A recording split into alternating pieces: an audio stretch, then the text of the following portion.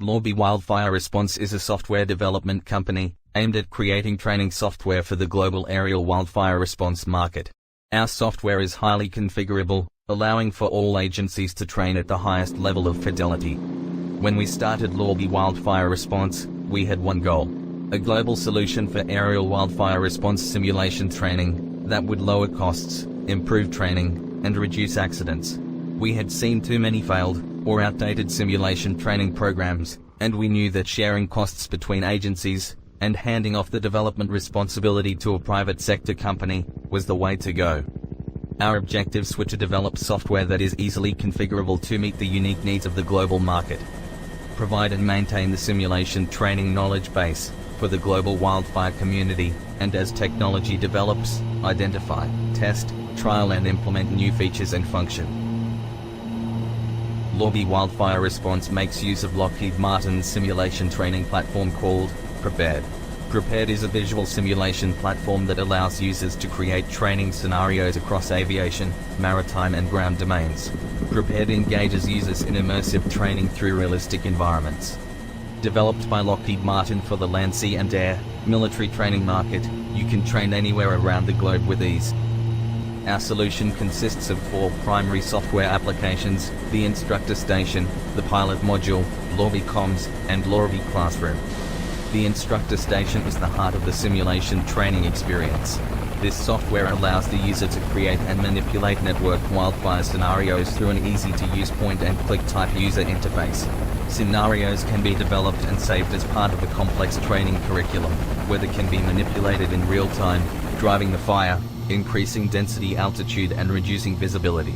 Fire spread rates can be infinitely adjusted and saved in a database. AI aircraft can be added to simulate the complex airspace on a wildfire. Custom static and dynamic scenery objects can be added. Multiple monitors with multiple viewpoints can be easily created.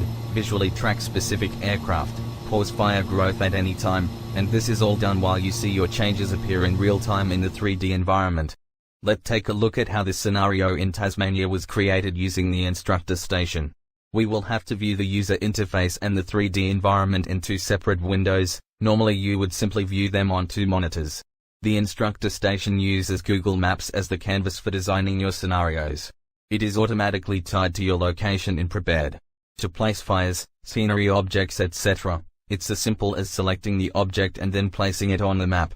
The 3D environment will instantly populate with the object. We provide a variety of custom scenery objects to help create a realistic fire scenario. This will increase the overall immersion for the trainee and help drive the intent of the scenario. You have the ability to customize the scenery objects available in the menus, so adding your own AI aircraft, for example, is quite easy. To place vehicles that will move around on the landscape, you select the vehicle and draw the path you would like it to follow. An options menu will automatically appear that will allow you to set speed, adjust or fine-tune the track, etc.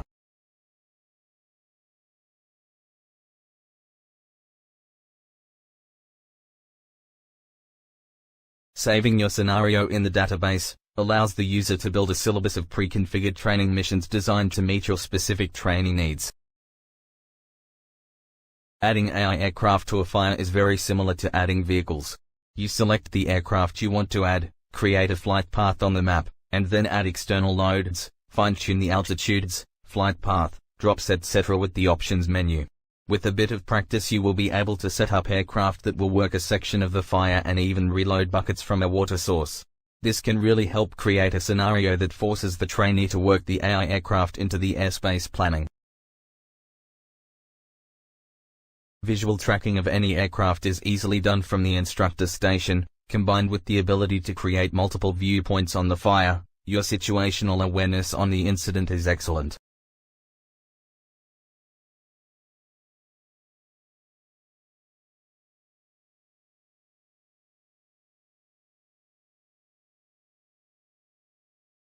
The pilot module is what allows the individual sim stations to connect to the instructor station through an internet connection or a local area network.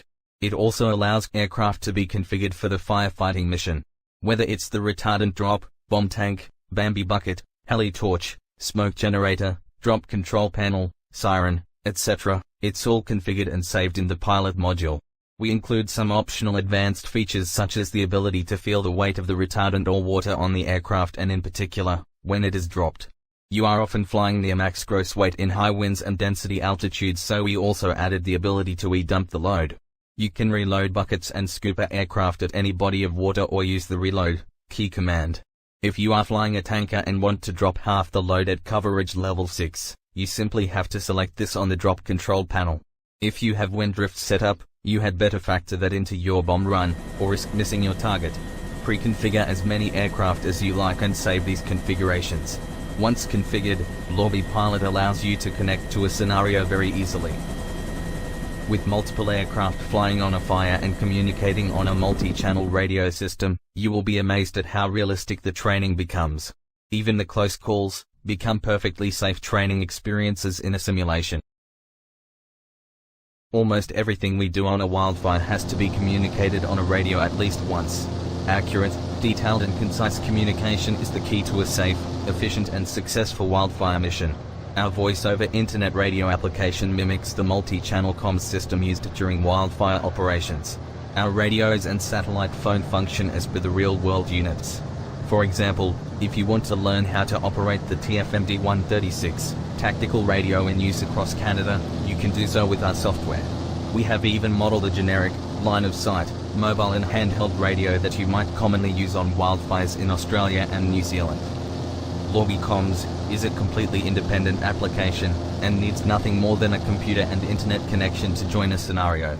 This means role players, dispatchers etc. do not need to be in the same room, or even the same country to participate in a training session. Every agency has their own naming convention and channel frequencies. This is why we made the comm server configurable. When you use the radio, the channel names and frequencies will be identical to your real-world operations. Simply configure your comm server with your own frequencies and save it as the default setup. Anyone who joins your session will automatically have their radios populated with the host agency's default frequencies. This makes training across borders a very simple affair. Let's listen to a recording from a live training session. We are of course listening to all of the active channels and it does get busy, but most of you will be quite familiar with this type of traffic on the radio network. Alpha Lima Kilo, XMD 98, by with the dispatch. Go for Alpha Lima Kilo. Alright, I got a detection called in by Baldy Lookout. It's Bravo Yankee 024. Location is 52 degrees, 30 by 116 degrees, 05. No other resources dispatched at this time. We're talking about 681. So we'll be at the fire in the cut block. Okay, 681, altimeter 2992, you're cleared in 8000, number 1. 681, 8000, heading there now. Traction, sorry about that, Bill. You actually will be actioning the fire south. Okay, that's all copy, thank you. XMD 98, Alpha Lima Kilo on 204. Can I need to recall it? Yes, sir. So we're going to be working the south fire. And you can we're check going us to be lifting doing up and commencing bucket operations west on that Real side. Whiskey So I'll Foxtrot get you 089. to stay north of the highway or north of the road at all times. And we're going to be south of the road. Just myself and the pilot. Okay, I copy that.